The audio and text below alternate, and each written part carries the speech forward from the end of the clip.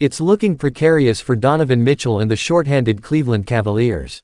The Pacers stunned the Cavs once again in the second round of the NBA playoffs, stealing Game 2 on Tuesday night, 120-119, after Indiana scored the game's final 8 points inside the final 50 seconds of the game. The loss puts Cleveland in an 0-2 hole, with the series now heading to Indianapolis and Cleveland still needing to contend with injury issues. All-stars Evan Mobley and Darius Garland and key bench player DeAndre Hunter missed Game 2, and their status for Game 3 is in question. Here are the winners and losers from Game 2 of the second-round playoff series between the No. 4 Indiana Pacers and No. 1 Cleveland Cavaliers. Since 2005, teams carrying a 7-point lead in the final 48 seconds of the fourth quarter or overtime of postseason games, entering Tuesday night, had a combined record of 1,679-2, a winning percentage of .999.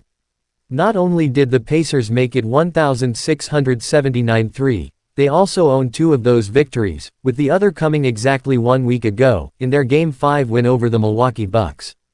It's a remarkable statistic, and one that hints to a spectacular amount of luck, but it also is a marker of Indiana's resiliency and resourceful play in the clutch. The 25-year-old Nesmith scored 15 of his playoff career-high 23 points in the second half and was a massive spark the Pacers needed on both ends of the floor.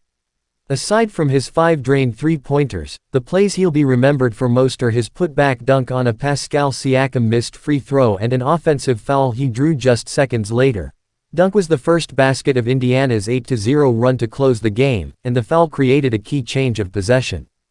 Donovan Mitchell. Needing to carry the Cavs, Mitchell was masterful.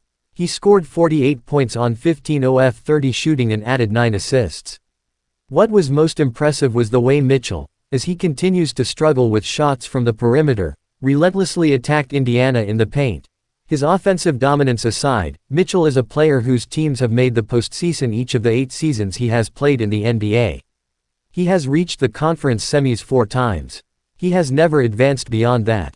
With the Cavaliers facing an 0-2 deficit and the series headed to Indiana, and with the Cavaliers facing injury issues, Mitchell is in danger of, again, the Pacers finished Tuesday's game with 18 turnovers, which was 1 more than they had in Game 1. It's tough to argue with a 2-0 lead, but turnovers, for a team that ranked second in the NBA in assist-to-turnover ratio 2.22, persist as Indiana's biggest issue this series. The first quarter was particularly sloppy, with the Pacers committing 9 turnovers. It was no surprise to see Indiana shoot 31.3% from the floor in the period, 12.5% from 3, score just 15 points and carry a 17-point deficit into the start of the second. If Cleveland needs a way back in the series, this would be the place to start. 9 of his 23 points did come after halftime, but Struss went cold from deep, going just 1 of 5 from three-point range in the second half. His most egregious blunder, however, was unquestionably a careless pass he lobbed on an inbound when Cleveland was up 3 with 24.7 seconds to go. Pacers guard Andrew Nebbert easily stole the pass, and it led to that wild Indiana finish. 9 of his 23 points did come after halftime, but Struss went cold from deep, going just 1 of 5 from three-point range in the second half. His most egregious blunder, however, was unquestionably a careless pass he lobbed on an inbound when Cleveland was up 3 with 24.7 seconds to go. Pacers guard Andrew Nebbert easily stole the pass, and it led to that wild Indiana finish.